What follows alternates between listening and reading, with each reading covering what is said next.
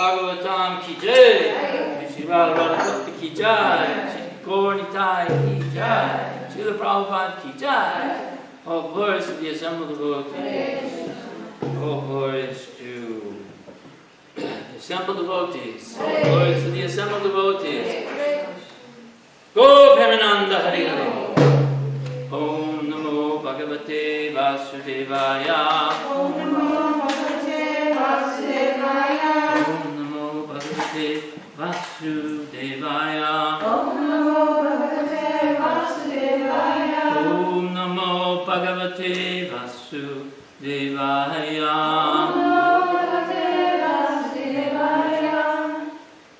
Om Namo Bhagavate Vasudevaya. Naranam Namaskritya Naram Chaiva Naruttamam Devim Saraswatim Vyasam Tato Jayamudiriye. Before reciting Srimad Bhagavatam, which is our very means of contact, we should first offer our respectful obeisances to the Supreme Personality of Godhead, Lord Narayan, to Narayan Rishis, the supremmost human being, to Mother Saraswati, the goddess of learning, to Srila Vyasadeva, the author, and to Srila Prabhupada, our spiritual master.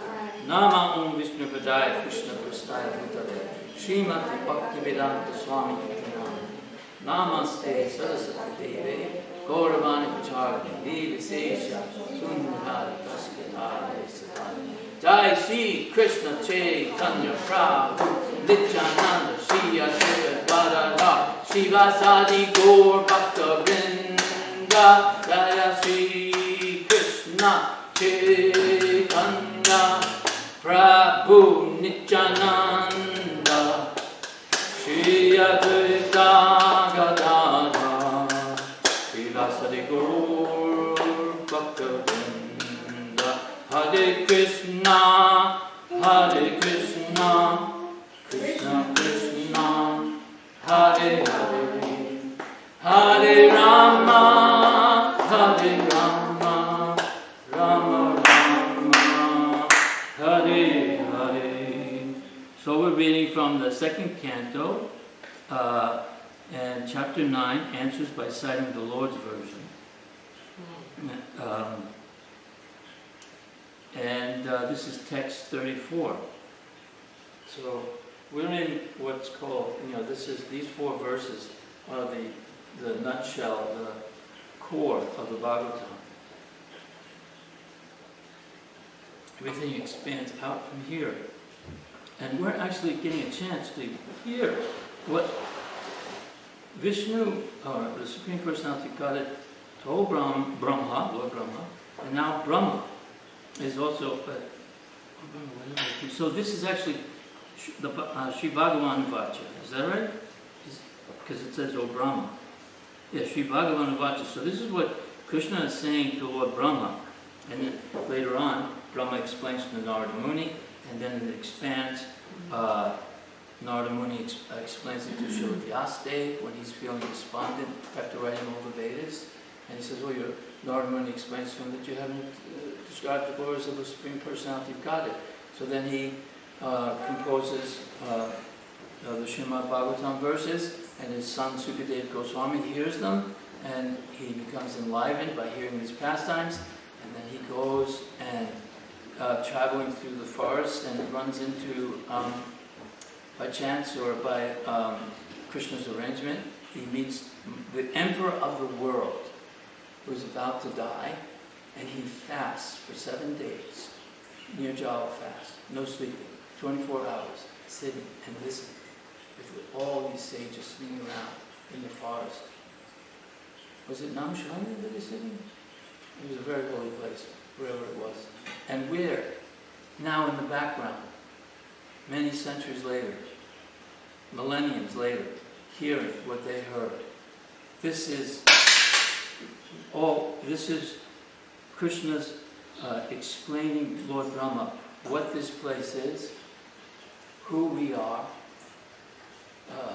who he is, what are we supposed to do, where we came from, where we're going, how we're supposed to act. It's all being described here and now. And this is a very auspicious moment to be able to hear these things that all the sages are sitting around anxiously to hear. So I'm going to try to chant the Sanskrit in an appropriate manner. Rite Artam Yat Pratijeta Na Pratijeta Kartmani Rite Artam Yat Pratijeta Na Pratijeta Kartmani Na. I said all those. I said both lines one at a time. So okay, let's try it again. Na prite yatat karmani tad vidyad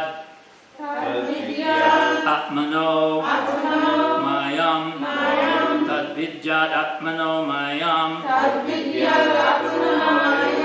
yatabaso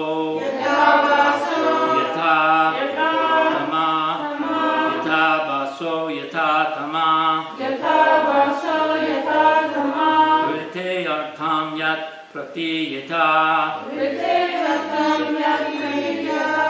Na Pratiyata Katmani Tad Vidyam Atmano Mayam Yatabaso Yatatama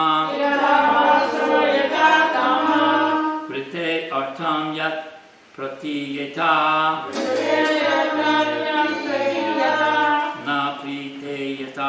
Atmani Tad Vidyam Atmano Mayam Yata Bhavo Yata Tamaha. Someone else? Vruteratam yat pratiyeta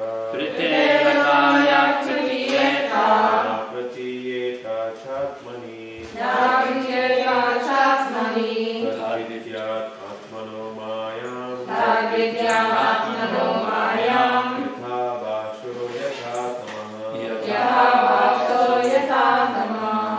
Vruteratam yat pratiyeta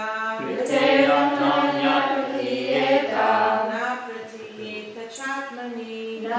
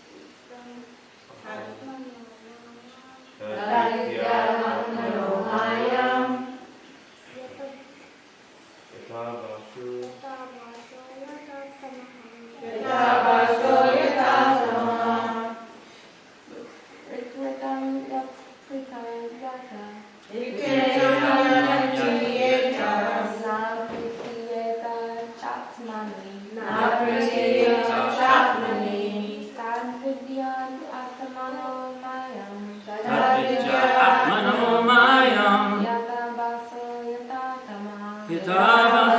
yatha tamaha.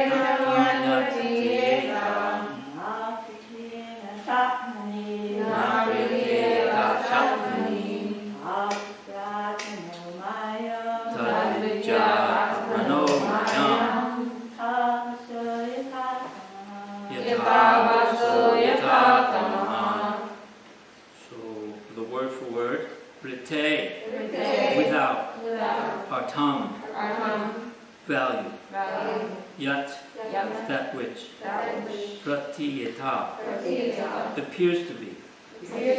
Not. Pratiyata. Appears to be. Cha. Atmani. In relation to me. Tat. That. Vidyat. You must know. Atmanaha. My. Mayam. Illusory energy. Yatha. Just as. Abhava. No, basa. Abhasa. The reflection. Yatha. As. Tamaha. Darkness. So the translation is, O Brahma, whatever appears to be of any value, if it is without relation to me, has no reality. Know it as my illusory energy, that reflection which appears to be in darkness. So please repeat. O Brahma, whatever appears to be of any value, any value. If it is without relation to me, If it is without relation to me, has no reality. has no reality. Know it as my illusory energy. Know it as my illusory energy. That reflection, That reflection, which appears to be in darkness. So verses, O Brahma, whatever appears to be of any value, if it is without relation to me, has no reality. Know it as my illusory energy. That reflection which appears to be in darkness. Actually, this is very similar to something that Paul said in the Bible to the Corinthians, that, when I was a child, I saw things as a child, I played as a child, I spoke as a child, I walked as a child. Now, this is a loose, I don't remember exactly. But now I'm a man, and now I see the world as through a glass darkly. I see myself, but not fully, until I come face to face with you, the Lord. Will I be able to see myself properly? This is very similar, because here he's saying that everything here is a reflection. We're in darkness, and everything is a reflection of reality. So we don't really see ourselves. And we don't see the Lord. Not personally at this point. Purport by His Divine Grace, A.C. Bhaktivedanta Swami Srila Prabhupada.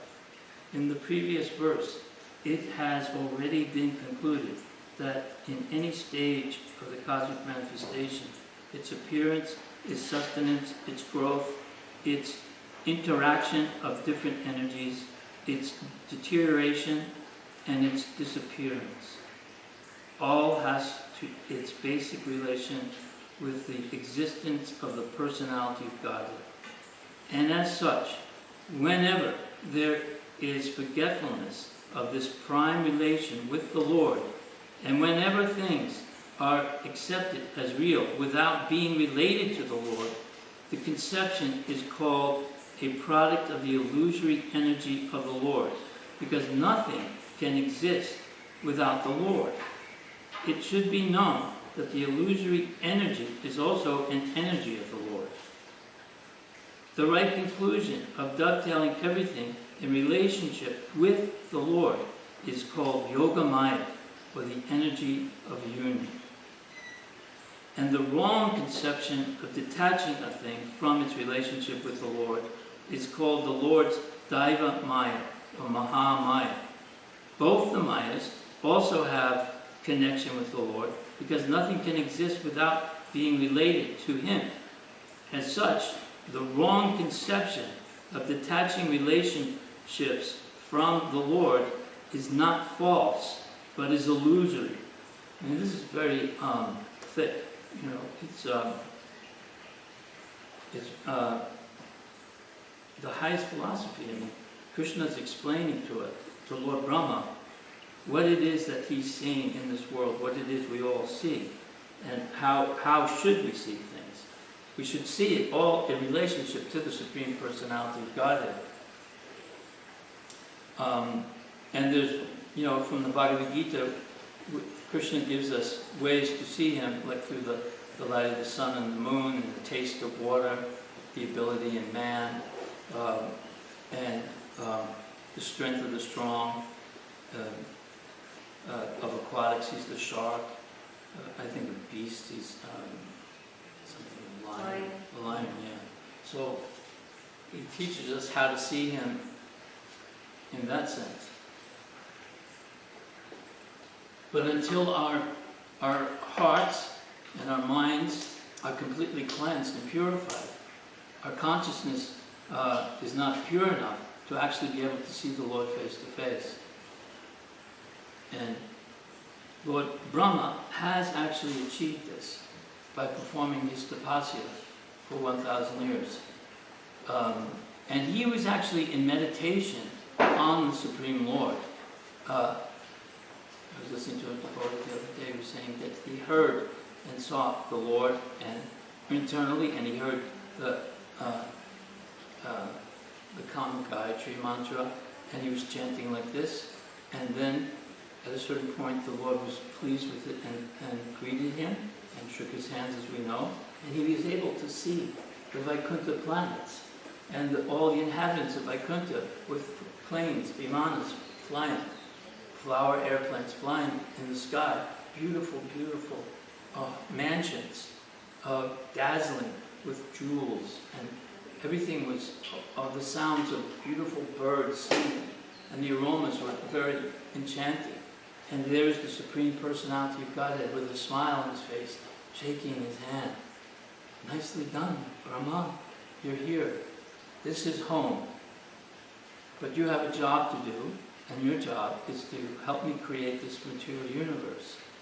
But actually, we should always know at all times that the Supreme Personality of Godhead, he doesn't require anyone's help for anything. He's the creator, the maintainer, and at a certain time, he destroys. Om Purnam Adat what is it? Purnamadat Mahamidam Purnam Purnashyate Purnasya Purnamadaya Purnameva Vashishyate. So I keep missing the actual verse. I'm going to read the translation. But he says, I am perfect and complete, and all these, here it is. The personality of Godhead is perfect and complete, and because he's completely perfect, all emanations from him, such as this phenomenal world, are perfectly equipped as a complete whole. Whatever is produced of the complete whole is also complete by itself, and because he is the complete whole, even though so many complete units emanate from him, he remains the complete balance.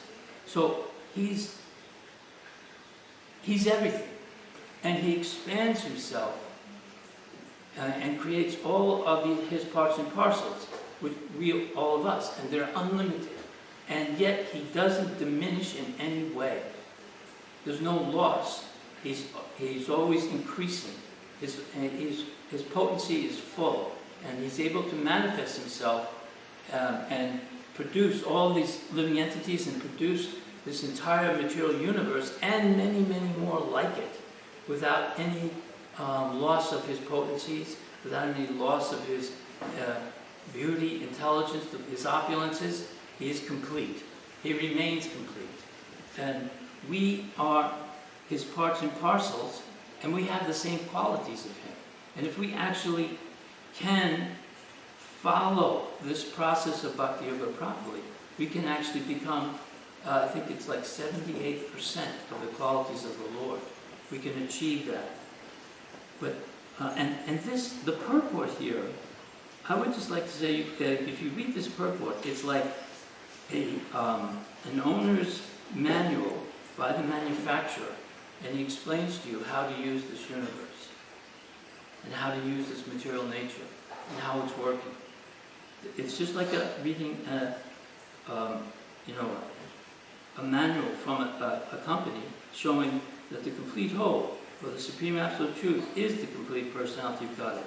And then explains his three different stages of realization. The impersonal Brahman, which is the Brahma Jyoti, and that is his Sat, or the eternity feature. And then there's the Paramatma, where the super soul within the heart, and that's the Chit, or knowledge. And then you see the original personality of Godhead, which is the Ananda Vigraha, Sat Chit Ananda Vigraha. That's the bliss feature. And so we have a relationship with that personality, but we've come to the material world, and we've come here because we've committed, as the Catholics say, the original sin, which is envy.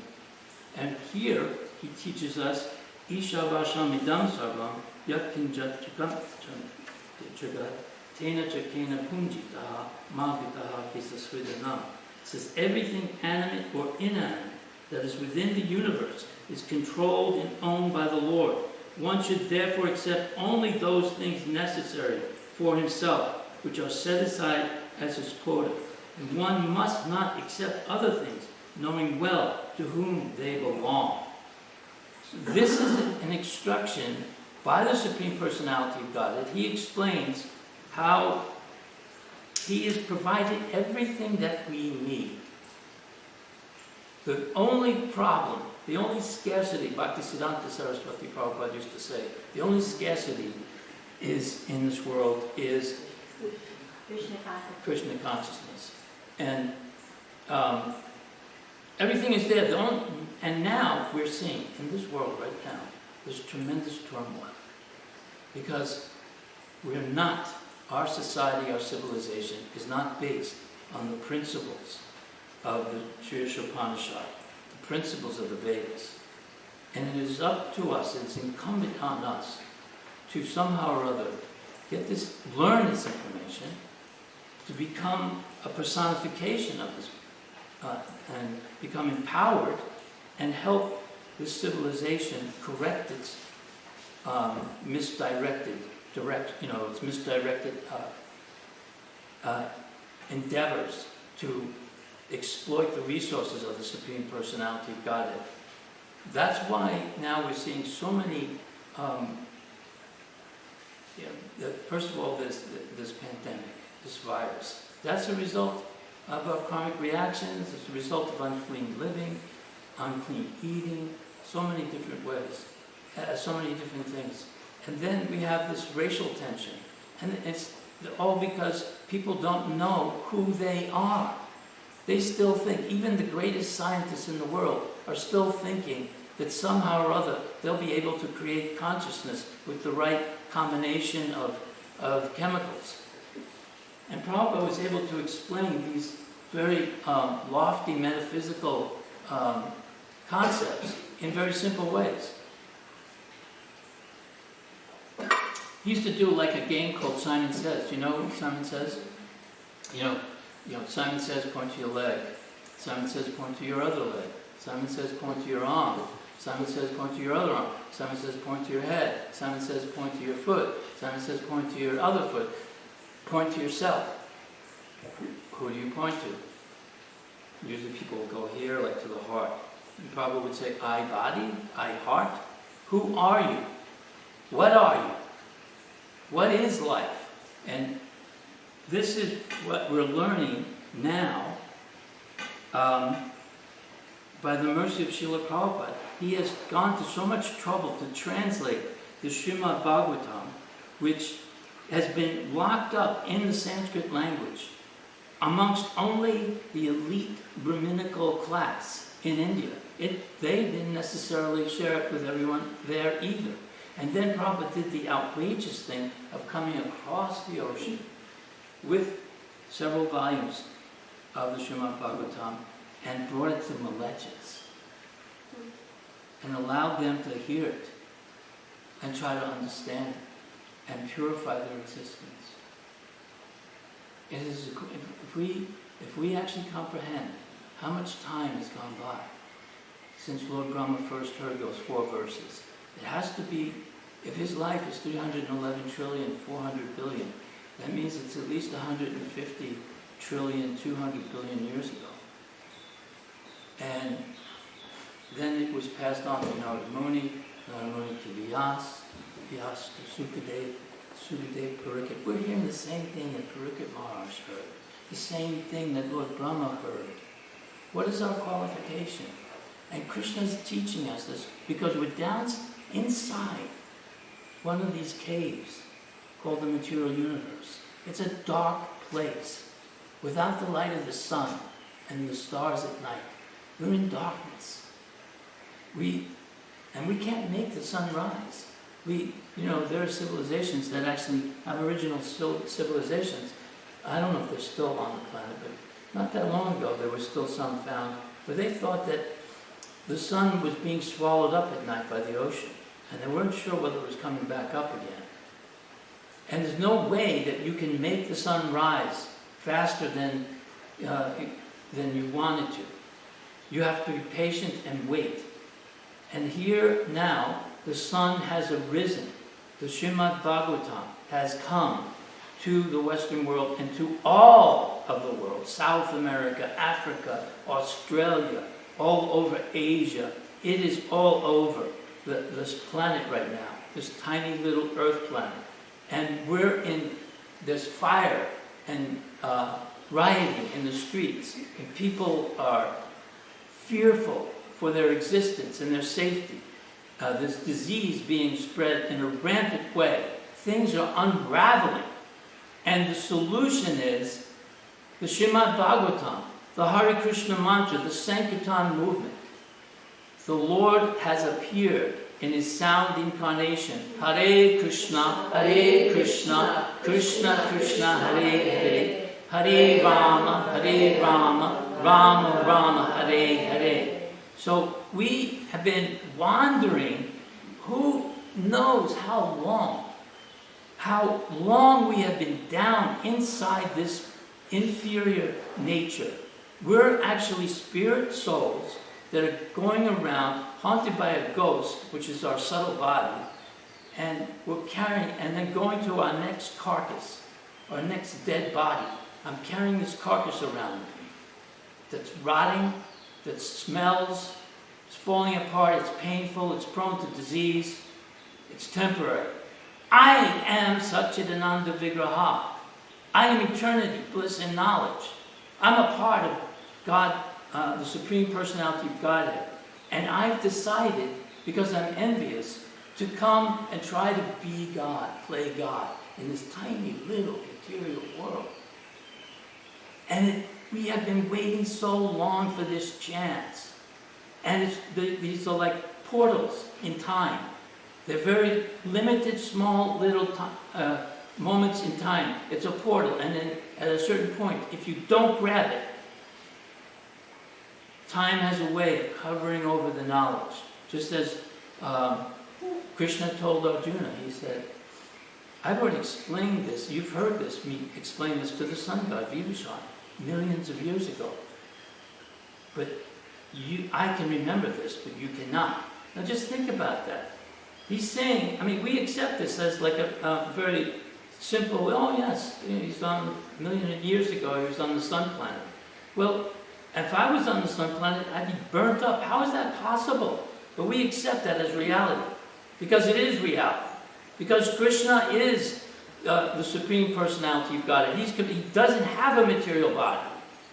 His body, when he descends, he doesn't take on a material body. His body is always transcendental. And he keeps sending his representatives all throughout time, trying to wake us up, or at least help us become, moral and ethical. And, don't kill, don't steal, don't commit adultery, don't be envious. All of these different qualities, helping us to prepare us for this moment now. We've been through a whole day or a whole life of Brahma, 300 trillion years. We've already been that once before. We've probably then entered back into the body of Vishnu. And who knows how long that was, in a state of suspended animation. Then we've come back out again. And maybe we went back in again, and maybe back out, and in, and out. How long have we been here? And here we are now, with a chance to learn and hear what Brahma heard, and get out at this moment, when Lord Chaitanya had just now come 500 years ago and gave us the Yuga Dharma, the chanting of Hare Krishna, Krishna Krishna, Hare Hare, Hare Rama, Rama Rama, Hare Hare. It's like we're standing on a platform, and this train, this beautiful train, just showed up. It's gorgeous, it's beautiful. I say, come on, get on the train. This is it. Pretty soon we're leaving from the station. And you can go back home, back to God. I don't know. I got some things I'm still thinking about. Anyway. Or we're standing around waiting and waiting and waiting for the sun to come. And now, finally it's come, and we have a chance. So, we should count our blessings here. Every morning we get to see the Supreme Personality of Godhead in his Archa Vigraha form. We get to sing together the prayers to the the spiritual masters. Rupa Goswami, Sanatana Goswami, Jiva Goswami, they spent hours in Vrindavan fasting, writing literatures, and to help us understand and glorify the Bhagavatam, help us understand these very esoteric metaphysical concepts, so that we would be purified enough, so that we can help the Lord in His mission to bring back the fallen souls. And we're the fallen souls. And now we're a chance to become the assistants to the Mahabhagavats and spread this information which everybody is hankering for. Everybody wants to be happy. I used to think, well, what am I? Who am I? Where did I come from? What am I supposed to do? And you hear a voice saying, you're supposed to enjoy. You want to be happy. How? Well, here's some toys. It's fun for a while. Then you go, well, here's this. Here's an education. You'll make money. You'll become rich and famous. And then that fades away. You don't ever really achieve that lasting pleasure that is our right. That is our nature. Only by this process do we achieve it. Does anyone have any questions right now? Yeah, because I've been reading this for about a week now. And I may seem a little different, but I've been so enlivened by hearing these different devotees explain these verses and reading and hearing Srila Prabhupada's discussions and reading other books that help understand these things. And I can feel the urgency. When especially if you turn on the computer and you see a man being shot in a parking lot for nothing. It's not like that's happening all the time. And we're not going to be interested in politics. You know, I was a part of the In God We Trust party, which Prabhupada really, really liked. He thought it was a very good preaching program. But we had this big debate all the time. When Bhagavatam was running for mayor, he was saying, well, you know, what about if they ask us, what are we going to do about the roads? And what about the taxes for taking out the trash and fixing the roads and the education? How are we going to talk about all these different issues?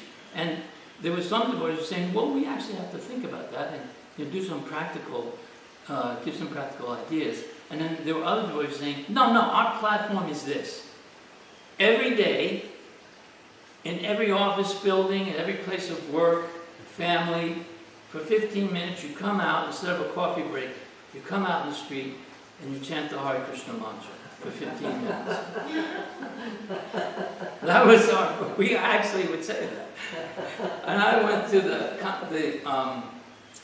the editor-in-chief of the Atlanta Journal-Constitution. His name was Harrison? No, it's right on the tip of my tongue. And anyway, he was very nice, and he sat and he listened to us explain his Bhagavatam to myself. And then, and plus we couldn't figure out how to dress. When Bhagavatam announced for running for mayor, he had a sport jacket with a tie and a yellow polyester dhoti. Sort of they saved that in Tila. And then devotees were all around him with a William Ogle for a mayor. We gradually evolved, and he was really against. We had to push him to go to Goodwill, and we bought this suit. Prabhupada saw a picture of the suit, him in the suit, and he, you can see his Kuntimala. He had tilak on. He had this japa back there, and his hair was a little bit shorter than mine. Mine is way too long, and he did have a sikha. The Prabhupada said, "This is what I've always wanted, to see American Vaishnavas. Vaishnavas dressed in the clothes of the Americans, preaching to them, to be preaching to their leaders." And I'll get back to the editor's story in a minute, but there was this really interesting story at that one particular forum where Prabhupada saw the photograph of him, and he was very, very pleased. You can read some letters about it. And Bhagavatam is saying, we need leaders that we can trust. And this was around the time of Richard Nixon, Watergate, and things like that. So, we weren't, part of any political party or anything. But we were trying to stay out of the politics of being, but just try to get an opportunity to preach to the leaders of society. And who knows, maybe something would happen. So, he's talking about, we need leaders we can trust. And the only way you can trust someone is if they can control their senses. If they can't control their senses, then you can't trust them. Like, just for instance, on the side of the cigarette pack, it was just a new thing they started to put, "Dear sir, if you smoke this cigarette, it will kill you." And so if someone sees that, it's a warning from the Surgeon General. If you smoke this, it will gradually kill you, or make your life very, very miserable. And if you can't not smoke after reading that, then how can we trust you? Are you that uncontrollable? If you can't control that, here's a warning, you're going to die. You're willing to do anything to enjoy that nicotine to die. Well, what else were you willing to do for some other even better pleasures? You're willing to sell out everyone else, maybe embezzle some of the tax money. Who knows what you are capable of. But as he's saying this, there was like 11 candidates, and on the far end was a man named Charles Welker. He used to be the U.S.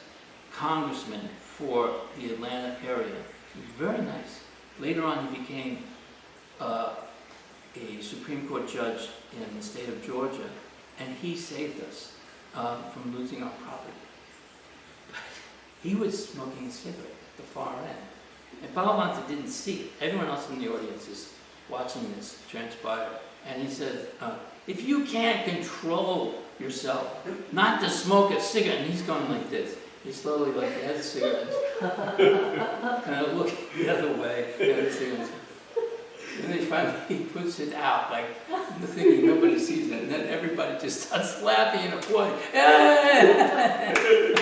It was just, he was really good about it. So, but anyway, back to the editor. He said, so what is your platform?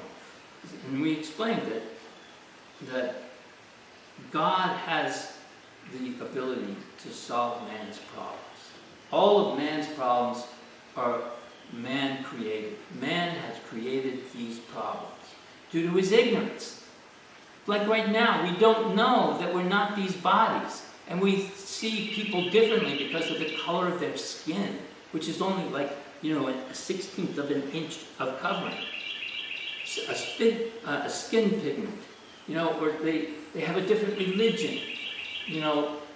We can't understand that we're all actually parts and parcels of the Supreme Personality of God. And Prabhupada always used to say there cannot be any brotherhood unless we understand that we have the same Father. And that we have a Father. If you don't know who your Father is, there's a word for that. You're a bastard. That's what Prabhupada said.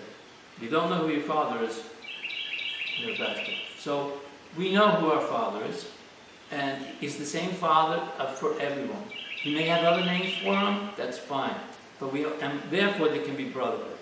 And therefore they can have good race relations. So he said, well, what is your platform? We said, well, God can... So we're saying that people should regularly come together and instead of say a coffee break, go outside and sing hallelujah or some hymns or chant the Hare Krishna mantra or chant something to Allah, but you do it together and then you start to see each other, the CEO, the secretaries, the janitors, the middle management. You see each other as equals, as part of God. And God is bestowing His blessings upon us, and we have better qualities. Because it doesn't matter what law you make, you can't legislate a higher state of consciousness. You can't say, it is illegal to be a bigot. How's that going to work? You can't change the society by laws. You have to change it by changing your consciousness. So that's what we told them, that you should have kirtan every day. And we said a few other things. How'd that go over? So then he writes this, and so Mr. Ogle, very nice. He very nice. He says that if we chant the magic words, and he writes out Hare Krishna, Krishna Krishna, Hare Hare, Hare Rama, Ram Ram, Hare Hare, that all the drugs problem and the poverty and the crime in our society and the potholes will all be magically taken care of. So there, I've said it. Hare Krishna, Krishna Krishna, Hare Hare, Hare Ram, Ram, Hare Hare. Is there still poverty? Is there still crime? Are there still potholes?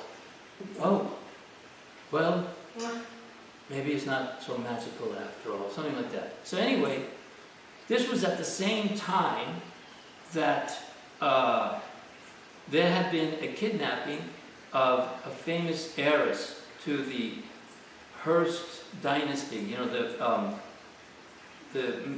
a lot of the newspapers and news media were owned by this one family. I think his name was Randolph Hearst, and his daughter or granddaughter, Patricia Hearst, had been kidnapped. This was during a time of a lot of political, a lot like what's going on now, about changing things politically.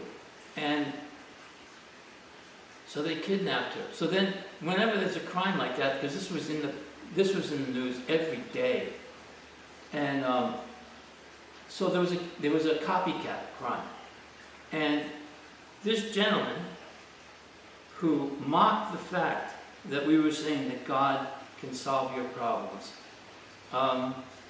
he was kidnapped, and when he was finally released, it turns out that he had been locked in a trunk of a car for about 3 or 4 days. Oh my God.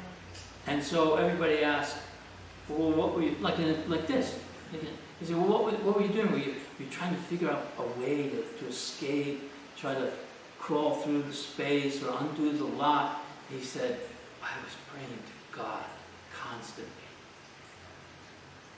So in other words, when he was in distress, he turned to God. Like they say, there's no atheist in a foxhole. So God is the solution. Krishna is the solution. The Srimad Bhagavatam is the answer. Citing the Lord's version. Here it is. And we now, we've been here literally since time immemorial. It's possible we've been here for many Lord Brahma's lives. 311 trillion times 100 million. It's possible that's how long we've been in here and in the body of Vishnu. That is very conceivable. And now, all of a sudden, we bumped into Lord Chaitanya's mercy, the most munificent incarnation of all the incarnations. We are so grateful. We are so lucky.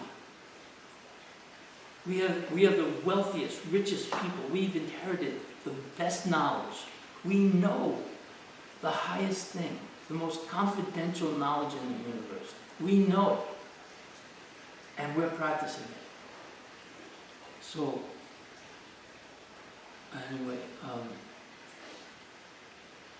I just feel very grateful for Srila Prabhupada's preaching and all the preaching of all of his followers and the devotees here that have worked for many years to keep this place. And but we should try to see things in this light, that we are blessed, and that this world needs the Srimad Bhagavatam. There's a reason why the Srimad Bhagavatam came to the West at this time. And Prabhupada said the preaching is very good at this time, during these kind of times of chaos. How to do it, I'm not sure. But if we just continue to read the Srimad Bhagavatam, study the Srimad Bhagavatam with really deeply trying to understand, trying to really dive into it, chant our rounds better, and really pay attention to each syllable, Hare Krishna, Hare Rama. And anything can happen. Krishna provides the answer. We'll have some realization. Maybe people will just start to show up. So anyways, anyone have any questions or comments? I only read one paragraph. Yeah, I also heard one devotee say that, I'm sorry, there were questions? Yes. Oh. You didn't look up. All right, go ahead, yes? This Prabhu, how did we fare in the elections? What? How did we fare in the elections for mayor? Vote-wise was a disappointment, but we got hundreds of thousands of dollars worth of free airtime. We were covered. At the end, Walter Cronkite, he was the most famous and most trusted man in America. He was with CBS News. And actually the president, Lyndon Johnson, resigned. He said he wasn't going to run for another term of presidency because Walter Cronkite said that our endeavors in Vietnam we were failing. And he felt he couldn't run again. I lost Walter Cronkite. The people aren't going to believe me.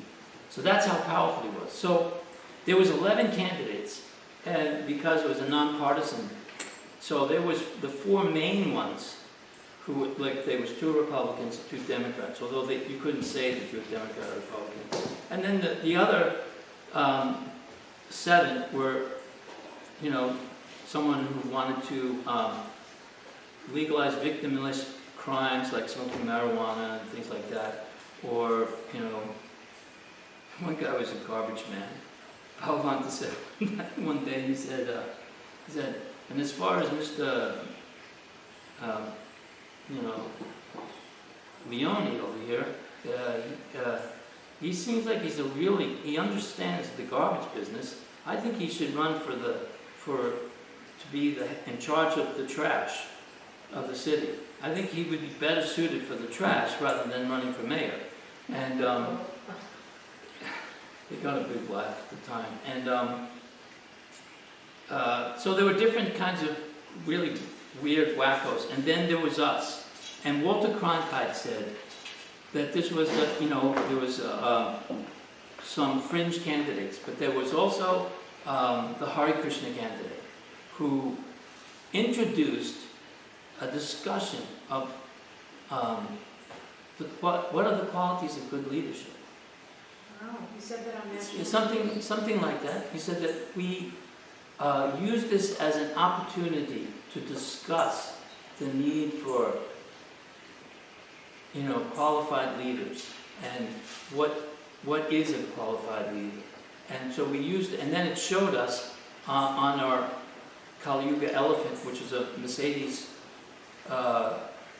step van with the Hare Krishna mantra on one side and William Ogle on the other side. We'd sit on top of it chanting Hare Krishna, and we have about 100, 200 young children chanting Hare Krishna behind us, and it showed that. And he said that they were using this for very to discuss the need for ethics in politics, and so he said things that were very favorable. So that was really good, and we were constantly being discussed. But then the next year we were running for mayor, not mayor, but Talavana was going to run for the U.S. Congress, and we had to get so many signatures. And actually we were running against Andrew Young, and he became the U.S. Congressman. He was one of Martin Luther King's associates. He's actually in the famous photograph, the man who's after he's shot, he's going like this. That's Andrew Young. And so I went to his office and asked him, we would like to run against you, but we need so many signatures. And we were wondering if you'd like to sign the petition so we can run against you. And he started to laugh. He said, well, I was hoping you'd support me. I said, come on, we don't have a chance. Do you want to just go through the same old empty catchphrases, or do you want to have an interesting discussion about real substantial issues? we can bring that to you. So he said, yeah, I'll sign your petition.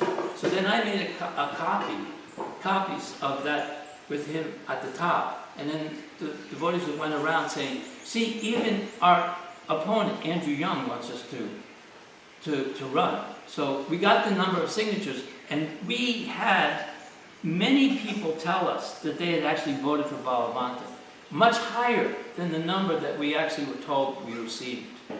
Oh.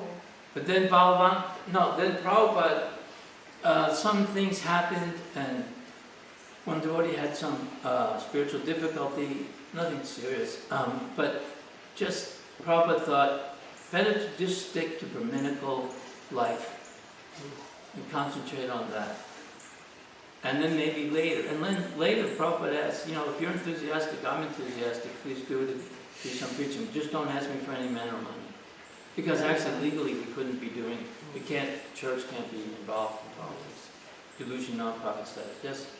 Well, my question was a little different, that, that it seems like the devotees, obviously, we have the answers.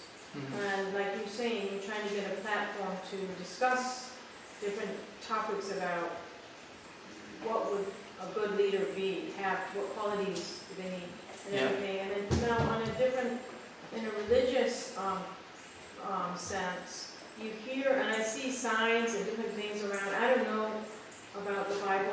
I wasn't raised with the Bible or anything, and I'm just wondering, what do they mean when they say he's coming?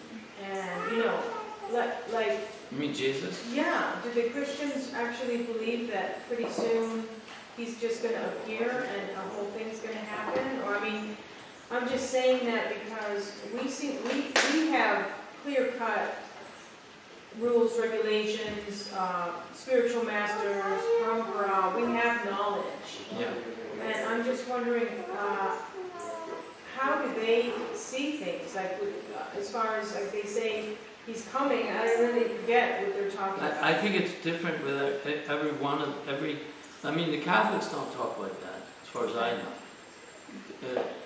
Any of the other, like, maybe Yes, Maharashtra? Well, there is supposed to be a second coming of Christ, and that's why a lot of the evangelical, they think of Trump. They think what? Yeah, a lot of them think Trump is the second coming of Christ. Oh my God. That's dying out. I think that's dying out for the longest time. So many people would come into our shop and we'd say, he's the Savior. He's the Savior. So anyway, there is supposed to be a second coming of Christ. And so that's what people are thinking, that, that the end will come and Christ will come and be, the followers and things like that. Just like we say, Pope is coming. Mm-hmm. Well, we kind of have an idea when it's going to be. Right. Yeah. Not in our lifetime. We do, right. Not this lifetime. Every now and then Not they'll this say, lifetime. that somebody will calculate and it's going to happen, next Tuesday at 3 o'clock. Right. And then people get let down. Yeah. They don't know when, but that's what they believe, that there is a second coming. It's pretty bad to just hold on to these dreams that, without much knowledge. Yeah. Yeah, one book. It takes a lot of faith. There's actually many, many books, but that's the Bible is the main book that we follow. Yeah, so the real issue is that, is we have to understand that, none of these, systems like capitalism, communism, thisism, thatism, they don't function properly. There has to be, everything has to be God-centered. There has to be an agreement that there has to be, there was an understanding back hundreds of years ago that the Bible said that there was a certain percentage of profit that was legal or biblical to make. I've even heard people say, even bankers say, yeah, these interest rates are